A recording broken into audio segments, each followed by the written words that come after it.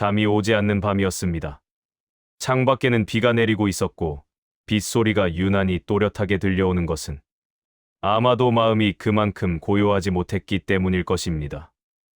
이불 위에 누운 채로 천장을 바라보는 한 사람이 있었습니다. 눈은 떠 있었지만 그가 보고 있는 것은 천장이 아니었습니다. 하루 동안 스쳐 지나간 말들, 표정들, 자신도 모르게 삼켰던 감정들이 어둠 속에서 하나씩 되살아나고 있었습니다. 낮에는 괜찮다고 여겼습니다. 웃을 수 있었고, 대화할 수 있었고, 해야 할 일들을 해낼 수 있었습니다. 그러나 밤이 오면, 아무도 보지 않는 시간이 오면 그 단단하다고 믿었던 마음이 천천히 허물어지기 시작합니다. 비교의 목소리가 찾아옵니다. 조급함이 가슴을 조입니다. 분노가 목 안쪽을 태우고 두려움이 등 뒤에 서서 귓가에 속삭입니다. 그때 기억 저편에서 하나의 문장이 떠올랐습니다. 모든 지킬 만한 것 중에 더욱 내 마음을 지키라. 생명의 근원이 이에서 남이니라. 잠언 4장 23절, 수없이 읽었던 구절이었습니다. 그런데 그날 밤, 그 말씀은 마치 처음 듣는 것처럼 가슴에 와 닿았습니다. 마음을 지키라. 그것은 명령이 아니라 간곡한 부탁처럼 들렸습니다. 마치 아버지가 먼 길을 떠나는 자녀에게 마지막으로 전하는 당부와도 같은. 그는 생각했습니다. 나는 많은 것을 지키며 살아왔다고. 약속을 지키고, 체면을 지키고, 자리를 지키고, 관계를 지키느라 애를 써왔다고. 그런데 정작 나의 마음은 지킨 적이 있었던가? 이 이야기는 그렇게 시작되었습니다. 마음을 잃어버린 한 사람이 잠언의 오래된 지혜 앞에 서서 다시 자신의 마음을 찾아가는 여정. 빠른 답을 구하는 이야기가 아닙니다. 화려한 깨달음이 쏟아지는 이야기도 아닙니다. 다만 아주 조용하게 한 걸음씩 마음의 문 앞으로 되돌아가는 이야기입니다. 좋아요와 구독으로 함께 해주시면 감사하겠습니다. 1장. 흔들리는 마음, 비교가 파고드는 시간. 그에게는 오랜 친구가 있었습니다. 어린 시절을 함께 보낸, 같은 꿈을 꾸었던 사람. 나란히 걸었던 길이 어느 순간 갈라졌고, 시간이 흐른 뒤에 다시 만났을 때 친구는 이미 다른 곳에 서 있었습니다. 소식은 화면을 통해 찾아왔습니다. 승진의 소식, 새 집의 사진, 가족과 함께한 여행의 기록. 하나하나가 빛나고 있었습니다. 그는 그 빛을 바라보면서 미소를 지었습니다. 축하한다고, 정말 대단하다고. 그 말은 진심이었습니다. 적어도 그 말을 입 밖으로 꺼내는 순간까지는. 그러나 화면을 끄고 나면 마음속에 이상한 그림자가 드리워지는 것을 느꼈습니다. 그것은 질투라 부르기엔 너무 조용했고 슬픔이라 부르기엔 너무 날카로웠습니다. 자신의 하루를 돌아보았을 때 모든 것이 빛을 잃어 보였습니다. 똑같은 하루인데 왜 갑자기 내 일상이 이토록 초라하게 느껴지는 것일까? 그는 자신에게 말했습니다. 비교하지 말자고. 각자의 길이 다른 것이라고. 그러나 아는 것과 느끼는 것 사이에는 깊은 골이 있었습니다. 머리는 이해하고 있었지만 마음은 이미 상처를 입은 뒤였습니다. 며칠 뒤 모임에서 그 친구를 만났습니다. 다른 사람들이 둘러앉아 친구의 이야기를 듣고 있었고 그는 그 자리의 한 귀퉁이에서 웃고 있었습니다. 박수를 치면서도 마음 한편에서는 작은 목소리가 들려왔습니다. 나는 왜 저 자리에 없는가? 그 목소리는 친구를 향한 것이 아니었습니다. 자기 자신을 향한 날카로운 심판이었습니다. 충분하지 않다는 느낌. 뒤처졌다는 느낌. 그 느낌이 가슴 안쪽을 천천히 갉아먹고 있었습니다. 모임이 끝나고 집으로 돌아오는 길, 그는 걸으면서 스스로에게 물었습니다. 왜 축하하는 마음과 초라해지는 마음이 동시에 찾아오는 것일까? 왜 남의 기쁨이 나의 슬픔이 되는 것일까? 나는 원래 이런 사람이었던가? 비교는 소리 없이 찾아옵니다. 그것은 칼처럼 날카롭게 들어오지 않습니다. 물이 스며들듯 아주 천천히 인식하기 어려운 속도로 마음의 밑바닥을 적십니다. 그리고 어느 순간 마음 전체가 젖어 있습니다. 그날 밤 그는 오래된 성경을 펼쳤습니다. 특별한 의도가 있었던 것은 아닙니다. 다만 무언가에 기대고 싶었던 것인지도 모릅니다. 손이 멈춘 곳은 잠언 14장이었습니다. 평온한 마음은 육체의 생명이나 시기는 뼈를 썩게 하느니라. 잠언 14장 30절. 뼈를 썩게 한다. 그 표현이 유난히 무겁게 다가왔습니다. 시기란 단지 불쾌한 감정이 아니라 존재 자체를 갉아먹는 것이라는 뜻이었습니다. 밖에서는 보이지 않지만 안에서부터 서서히 무너지는 것. 그것이 바로 비교가 만들어내는 시기의 본질이었습니다. 그는 책을 덮지 않고 한참을 앉아 있었습니다. 비교가 나쁘다는 것을 모르는 사람은 없습니다. 그러나 잠언은 단순히 비교하지 말라고 말하지 않았습니다. 대신 비교가 무엇을 파괴하는지를 보여주었습니다. 뼈가 썩는다는 것, 그것은 겉으로는 멀쩡해 보이지만 안에서부터 생명력이 사라진다는 의미입니다. 그리고 그 반대편에 놓인 것은 마음의 평안이었습니다. 평안. 그것은 성취의 결과가 아니라 마음의 상태입니다. 무엇을 이루었느냐가 아니라 무엇에 흔들리지 않느냐의 문제. 그는 그제야 조금 알 것 같았습니다. 마음을 지킨다는 것이 비교의 물이 스며들지 못하도록 문을 닫는 일이라는 것을. 2장. 조급한 마음. 빨리 도달하고 싶은 욕망. 계절이 바뀌었습니다. 나무의 잎이 돋고 바람이 따뜻해졌지만 그의 마음은 여전히 겨울 어딘가에 머물러 있었습니다. 하루하루를 성실하게 보내고 있었지만 아무것도 달라지지 않는 것처럼 느껴졌습니다. 씨앗을 심고 매일 물을 주는 사람을 생각해 보십시오. 처음 며칠은 기대에 부풀어 흙을 바라봅니다. 일주일이 지나도 싹이 보이지 않으면 불안해지기 시작합니다. 보름이 되면 혹시 씨앗이 잘못된 것은 아닌지, 내가 물을 잘못 준 것은 아닌지 의심이 밀려옵니다. 그의 삶이 그러했습니다. 노력하고 있었습니다. 분명히. 그런데 결과가 보이지 않았습니다. 주변 사람들은 하나둘 열매를 거두고 있는데 자신의 밭에서는 아무것도 돋아나지 않는 듯했습니다. 조급함은 그렇게 보이지 않는 시간 속에서 자라납니다. 가장 성실한 사람의 마음을 가장 깊이 흔드는 것이 바로 이 보이지 않는 시간입니다. 조급함은 결국 서두름이 되었습니다. 더 빨리, 더 많이, 더 확실하게. 그는 무엇이든 빠르게 결과를 내려 했습니다. 일을 동시에 여러 개 버렸고, 쉬는 시간을 줄였고, 때로는 해야 할 순서를 무시하고 건너뛰기도 했습니다. 그러나 서두르는 마음은 실수를 낳았습니다. 놓친 약속, 급하게 내뱉은 말, 충분히 생각하지 않고 내린 결정들. 하나의 실수가 또 다른 실수를 불렀고 그 실수를 수습하느라 또다시 서둘러야 했습니다. 가장 아픈 것은 관계에서 일어났습니다. 가까운 사람이 건넨 말을 끝까지 듣지 않았습니다. 상대의 마음을 헤아릴 여유가 없었습니다.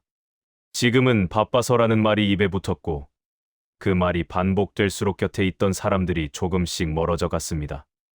어느 날 저녁 홀로 식탁에 앉았을 때 그는 깨달았습니다. 빨리 도달하려 했던 곳이 어디였는지조차 잊어버렸다는 것을. 서두름은 목적지를 향해 달리는 것이 아니라 불안으로부터 도망치는 것이었다는 것을.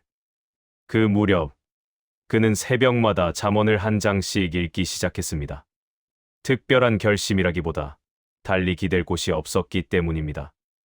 어느 날 아침 한 구절 앞에서 오래 머물렀습니다. 사람의 걸음은 여호와로 말미암나니 사람이 어찌 자기의 길을 알 수 있으랴. 잠언 20장 24절. 사람의 걸음이 자기 것이 아니라는 말. 처음에는 답답하게 느껴졌습니다.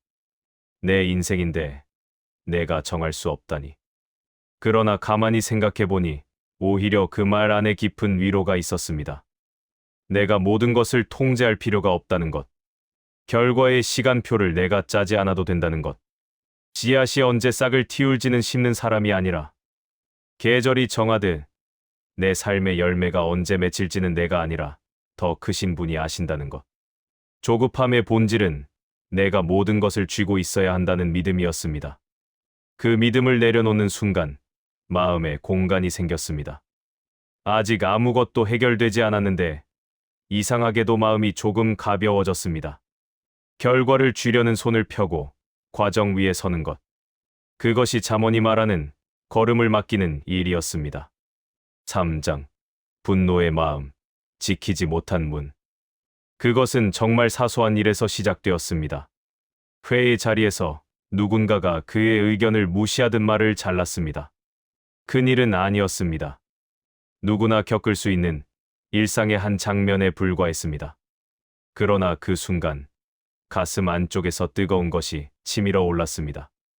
목소리가 높아졌고 얼굴이 달아올랐고 자신도 예상치 못한 말이 입 밖으로 튀어나왔습니다. 회의가 끝난 뒤 자리로 돌아와 앉았을 때 그제야 자신이 무슨 말을 했는지 떠올랐습니다. 가슴이 쿵 내려앉았습니다. 그 말은 돌이킬 수 없었습니다. 이미 상대의 표정이 굳어 있었고 회의실의 공기가 싸늘하게 식어 있었습니다.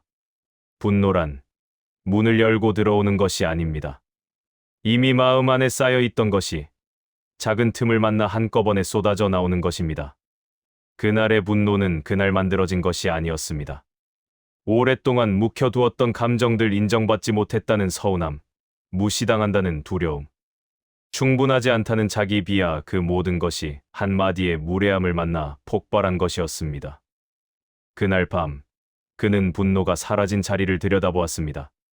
화가 식고 나면 그 자리에는 늘 다른 감정이 남아 있었습니다. 그것은 대개 상처였습니다. 분노는 갑옷과 같습니다. 상처를 받으면 마음은 본능적으로 분노라는 갑옷을 입습니다. 아프다는 것을 인정하는 것보다 화를 내는 것이 더 쉽기 때문입니다. 슬프다고 말하는 것보다 상대를 비난하는 것이 덜 무력하게 느껴지기 때문입니다.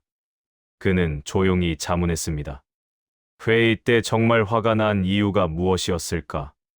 의견이 무시되었기 때문이 아니라 나라는 존재가 무시되었다고 느꼈기 때문은 아니었을까? 내가 중요하지 않다는 두려움, 내 자리가 없어질지도 모른다는 불안, 그것이 분노의 진짜 얼굴은 아니었을까? 분노를 다스린다는 것은 화를 참는 것이 아닙니다.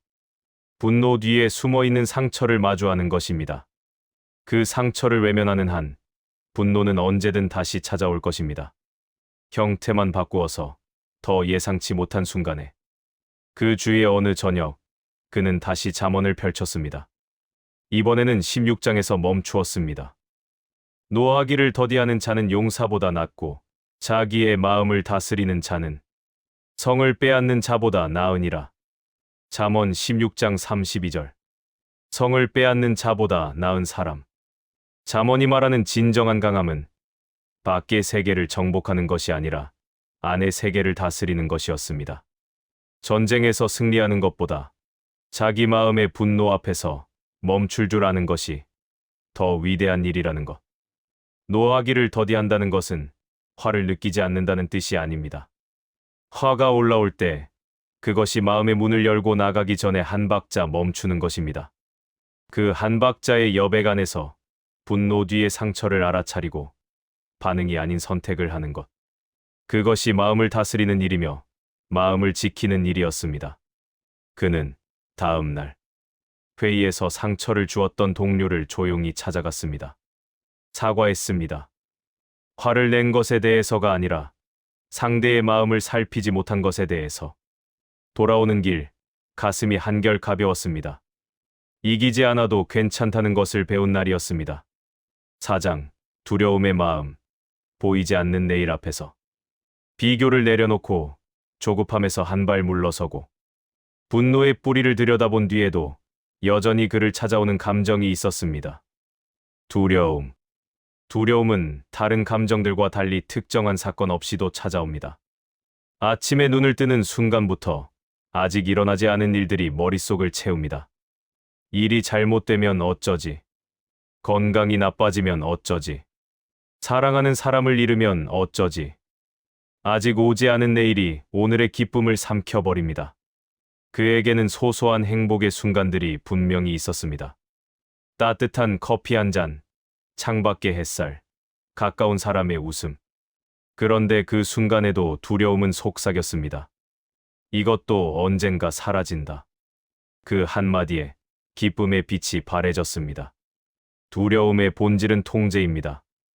미래를 알 수 없다는 것, 내일을 쥘 수 없다는 것이 두렵습니다. 그래서 사람은 미리 걱정하고, 미리 방어하고, 미리 슬퍼합니다. 아직 일어나지 않은 상실을 앞당겨 슬퍼하는 것, 그것이 두려움이라는 감정의 기묘한 작동 방식입니다. 그는 모든 것을 대비하려 했습니다. 최악의 시나리오를 늘 머릿속에 준비해 두었고, 혹시 모를 상황에 대비한 계획을 세웠습니다. 사람들은 그를 보고 신중하다, 꼼꼼하다고 말했지만 그 안에서 벌어지는 일은 달랐습니다. 밤마다 내일을 시뮬레이션했습니다. 모든 가능성을 따져보고 모든 위험을 계산했습니다. 그런데 아이러니하게도 대비하면 할수록 마음은 더 불안해졌습니다. 하나의 위험을 막으면 또 다른 위험이 보였고, 그것을 막으면 또 다른 것이 나타났습니다. 마치 바닷물을 손으로 막으려는 것과 같았습니다. 어느 날, 그는 자신의 손을 내려다보았습니다. 너무 꽉 쥐고 있어서 손이 저리다는 것을 그제야 알았습니다. 무엇을 쥐고 있었는지 살펴보니 결국 쥘 수 없는 것들이었습니다. 내일의 안전, 사람의 마음, 인생의 방향. 어느 것 하나 자기 손에 달린 것이 아닌 것들을 있는 힘껏 쥐고 있었던 것입니다. 피로했습니다. 몸의 피로가 아니라 마음의 피로. 미래를 통제하려는 끝없는 시도가 현재의 모든 힘을 빼앗아 간 것입니다. 그날 잠언 14장에 또 다른 구절이 눈에 들어왔습니다. 여호와를 경외하는 자에게는 견고한 의뢰가 있나니 그 자녀들에게 피난처가 있으리라. 잠언 14장 26절. 견고한 의뢰. 그 단어가 마음에 깊이 내려앉았습니다. 의뢰란 기대어도 무너지지 않는 곳을 뜻합니다. 내가 모든 것을 쥐지 않아도 되는 이유가 있다는 것. 내 손을 펴도 나를 받쳐주는 손이 있다는 것. 두려움이 사라진 것은 아니었습니다. 여전히 미래는 보이지 않았고 내일은 알 수 없었습니다. 그러나 잠언이 말하는 경외란 두려워하지 않는 것이 아니라 두려움보다 더 큰 것을 신뢰하는 것이었습니다. 그는 천천히 꽉 쥔 손을 펴보았습니다. 아무것도 달라지지 않았는데 모든 것이 달라진 것 같았습니다. 내려놓는다는 것은 포기가 아니라 더 큰 손에 맡기는 것이었습니다. 두려움이 완전히 녹아 없어진 것은 아니지만 그 두려움 위에 신뢰라는 지붕이 덮인 느낌이었습니다. 비가 그치지는 않았지만 비를 맞지 않게 된 것처럼. 5장. 고요한 마음. 지킴의 연습. 변화는 어느 날 갑자기 찾아오지 않았습니다. 그것은 아주 작은 실천에서 시작되었습니다. 그는 아침마다 잠에서 깨어난 뒤 곧바로 일어나지 않고 잠시 눈을 감고 앉아 있기로 했습니다. 불과 5분. 그 시간 동안 자신의 마음을 살피는 것입니다. 오늘 내 마음에 무엇이 있는가? 불안이 있는가? 두려움이 있는가? 분노가 남아 있는가? 비교의 그림자가 드리워져 있는가? 처음에는 어색했습니다. 자신의 마음을 들여다본다는 것이 무슨 의미인지도 잘 몰랐습니다. 그저 앉아 있으면 오히려 걱정거리만 더 또렷해지는 것 같았습니다. 그러나 며칠이 지나면서 작은 변화가 찾아왔습니다. 마음을 살피니 감정이 보이기 시작했습니다. 예전에는 불안이 올 때 그것이 불안인 줄도 모르고 그저 휩쓸렸다면 이제는 지금 불안이 찾아왔구나 하고 한 발 물러서서 바라볼 수 있게 되었습니다. 그것은 마치 홍수 속에 서 있던 사람이 언덕 위로 올라가 물줄기를 바라보는 것과 같았습니다. 물은 여전히 흐르지만 더 이상 그 물에 떠내려가지 않는 것입니다. 그렇다고 모든 것이 순탄했던 것은 아닙니다.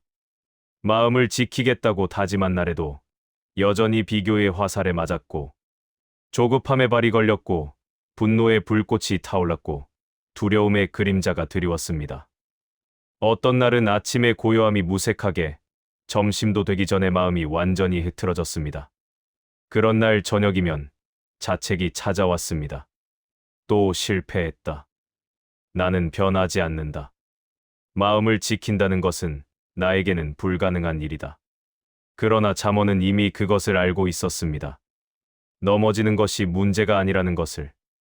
대저 의인은 7번 넘어질지라도 다시 일어나려니와. 잠언 24장 16절. 7번. 그 숫자는 단순한 횟수가 아니라 끊임없이라는 의미입니다. 의로운 사람이란 넘어지지 않는 사람이 아니라 넘어질 때마다 일어나는 사람이라는 것. 완벽해서가 아니라 포기하지 않아서 의로운 것이라는 뜻입니다. 그는 그 구절을 읽고 또 읽었습니다. 그리고 자책 대신 다시 일어나는 것을 선택했습니다. 내일 아침 다시 눈을 감고 앉을 것입니다. 다시 마음을 살필 것입니다. 또 넘어질 수 있습니다. 그래도 괜찮습니다. 일어나는 것, 그 자체가 방향이니까. 시간이 흘렀습니다. 1달, 2달. 극적인 변화는 없었습니다. 그러나 자세히 보면 미세한 차이가 있었습니다. 비교의 감정이 찾아올 때 예전보다 조금 더 빨리 알아차렸습니다. 조급함이 밀려올 때 한 박자 쉬어갈 줄 알게 되었습니다. 분노가 끓어오를 때 그 아래의 상처를 먼저 들여다보게 되었습니다. 두려움이 엄습할 때 꽉 쥔 손을 천천히 펴는 연습을 했습니다. 마음을 지킨다는 것이 마음을 완벽한 상태로 유지하는 것이 아니라는 것을 이제는 알았습니다. 바람이 불어도 다시 중심을 잡는 것, 파도가 쳐도 배가 전복되지 않는 것, 그것은 완벽이 아니라 방향의 문제였습니다. 어디를 향하고 있느냐? 무엇을 붙들고 있느냐? 잠언의 지혜는 한 번의 깨달음으로 모든 것을 바꾸는 마법이 아니었습니다. 매일 조금씩 넘어지고 일어서면서 마음의 근육을 키워가는 것이었습니다.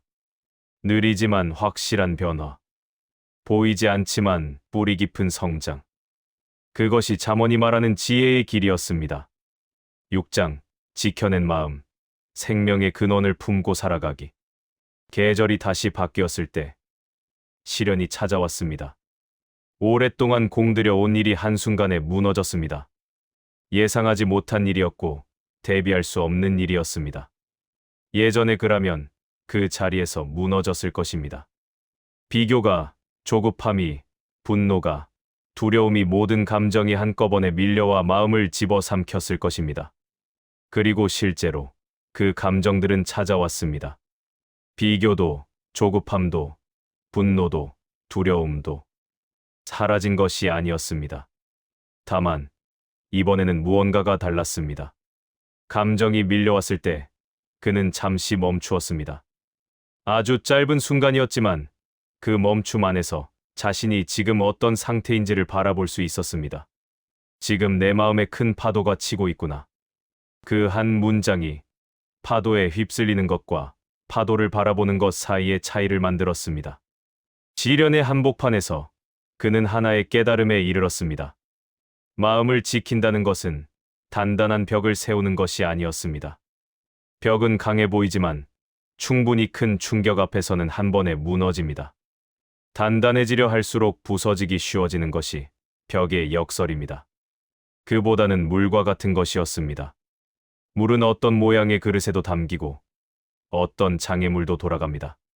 세게 내려치면 튀어오르지만 곧 다시 고요해집니다. 유연하기 때문에 부서지지 않고 부서지지 않기 때문에 오래갑니다. 마음을 지킨다는 것의 진정한 의미는 감정이 오지 못하게 막는 것이 아니라 감정이 왔을 때 그것에 지배되지 않는 것이었습니다. 슬픔이 와도 슬픔에 삼켜지지 않고 분노가 와도 분노에 휘둘리지 않고 두려움이 와도 두려움에 갇히지 않는 것. 감정을 인정하되 감정이 나를 정의하지 않도록 하는 것. 그것은 신앙의 힘이기도 했습니다. 자기 안에서 나오는 힘이 아니라 자기를 넘어선 곳에서 흘러오는 힘. 잠언이 끊임없이 여호와를 경외하라고 말한 이유를 이제야 조금 알 것 같았습니다. 경외란 두려워 움츠러드는 것이 아니라 나보다 크신 분 안에서 나의 자리를 찾는 것이었습니다. 모든 것을 겪고 난 뒤 그는 다시 그 구절 앞에 섰습니다. 모든 지킬 만한 것 중에 더욱 내 마음을 지키라. 생명의 근원이 이에서 남이니라. 잠언 4장 23절. 처음 이 구절을 읽었을 때는 마음을 지키라는 부분만 보였습니다. 그러나 이제는 뒷부분이 눈에 들어왔습니다. 생명의 근원이 이에서 남이니라. 마음은 단순한 감정의 그릇이 아니었습니다. 마음은 생명이 흘러나오는 원천이었습니다. 내가 어떤 마음을 품느냐에 따라 내 입에서 나오는 말이 달라지고, 내 손이 하는 일이 달라지고, 내 발이 향하는 곳이 달라지는 것이었습니다.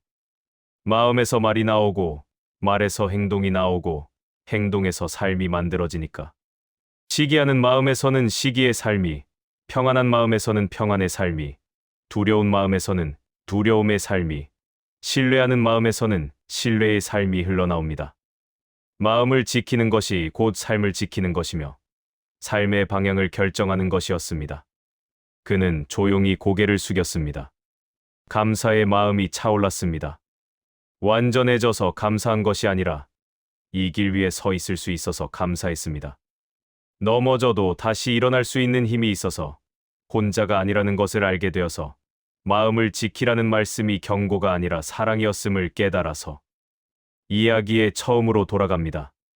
잠이 오지 않던 그 밤, 천장을 바라보며 누워있던 그 사람. 비교에 흔들리고, 조급함에 쫓기고, 분노에 불타고, 두려움에 사로잡혀 있던 그 마음. 지금 그는 같은 자리에 누워 있습니다. 창밖에는 다시 비가 내립니다. 그러나 이번에는 빗소리가 다르게 들립니다. 불안의 소리가 아니라 고요한 위로의 소리로. 문제가 다 해결된 것은 아닙니다. 비교의 유혹은 내일도 찾아올 것이고, 조급함은 여전히 발밑을 맴돌 것이며, 분노와 두려움은 때때로 문을 두드릴 것입니다. 마음을 지키는 일의 끝은 없습니다. 그러나 이제 그는 압니다. 마음을 지킨다는 것이 완벽한 마음을 만드는 일이 아니라 흔들릴 때마다 다시 돌아오는 일이라는 것을, 넘어질 때마다 일어나는 것, 그것이 곧 지킴이라는 것을, 그리고 그 지킴의 끝에 생명이 흐른다는 것을, 여호와를 경외하는 것이 지식의 근본이거늘 미련한 자는 지혜와 훈계를 멸시하느니라. 잠언 1장 7절. 오늘 밤 당신의 마음은 안녕하십니까? 혹시 지금 마음이 무겁고 감당하기 어려운 감정이 밀려오고 있다면 이 한마디를 가만히 품어 보십시오. 내 마음을 지키라. 생명의 근원이 이에서 남이니라. 당신의 마음을 지키는 일, 그것은 세상에서 가장 작은 일이면서 동시에 가장 큰 일입니다. 그리고 당신은 그 일을 해낼 수 있는 사람입니다. 혼자가 아니니까. 넘어져도 일어날 수 있으니까. 당신의 마음에서 흘러나오는 생명이 오늘도 당신의 하루를 만들어 갈 것입니다. 감사합니다.